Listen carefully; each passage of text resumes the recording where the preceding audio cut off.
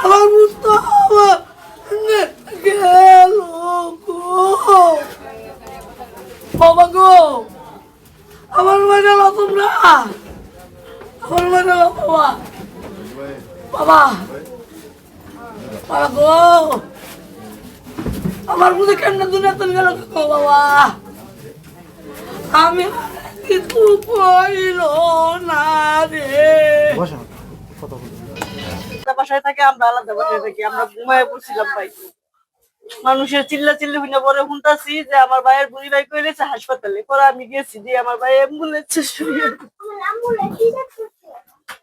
আমরা জানি না বাবা, আমরা কিচ্ছু জানি না। আরে বাবা রে, আমার ভাইয়ের লগে কেউ লগে ঋণ পিন নাই, আমার ভাইয়ের চুটা না, বদমাইশ না, আপনারা মানুষের কাছে শিখাইতেন কর্ম করে খায় রে বাবা রে।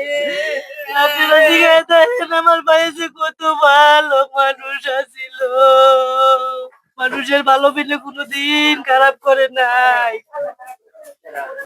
কোনোদিন মানুষের খারাপ চায় নাই। আমার মারো বাবা তারা কি রে, কি থেকে কি হইলো, কেমনে হইলো, আমার মেয়ে হয়েছে ওই আমার ভূত, আমার ভূত ভাবে মরছে তো, আমি কষ্ট করে রাখা হয়েছিলাম রে ভূত, আমার সাইকেল গে, আমার লেগে বাবা, আমার ভূত কেমনে গেল বাবা, আমার লেগে আমার লেগে।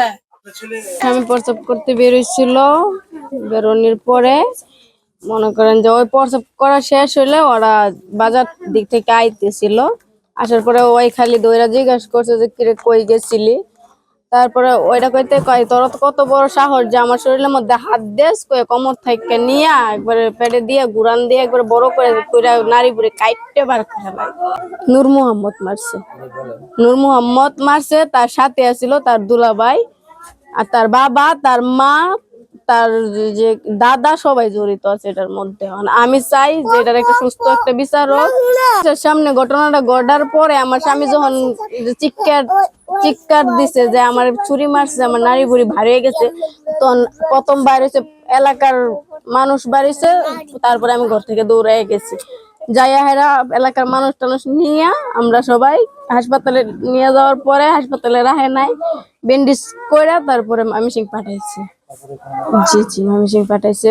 এখন আমি একটা সুস্থ বিচার চাই, কারণ আমার কেউ নাই দুনিয়ার ভিত্তে, একমাত্র আমার জামাই হয়তো আমার অবলম্বন আছে, এখন আর কেউ নাই।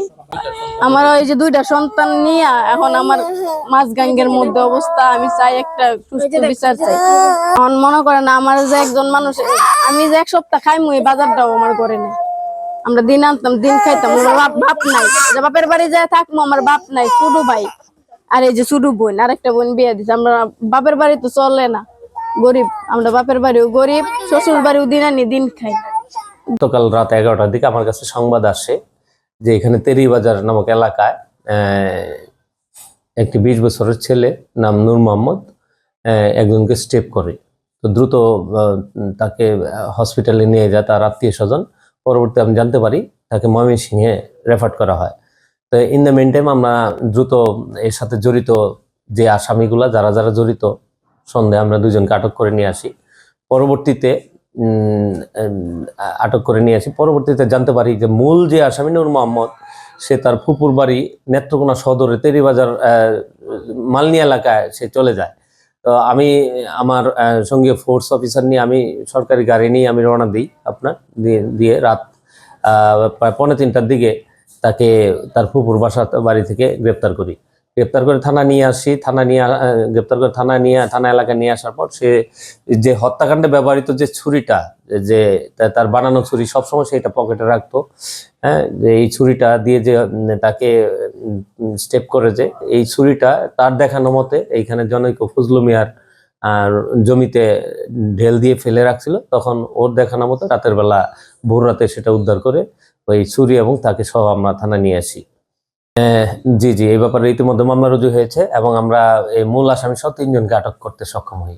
তুচ্ছ ঘটনাকে কেন্দ্র করে এই ঘটনা ঘটেছে।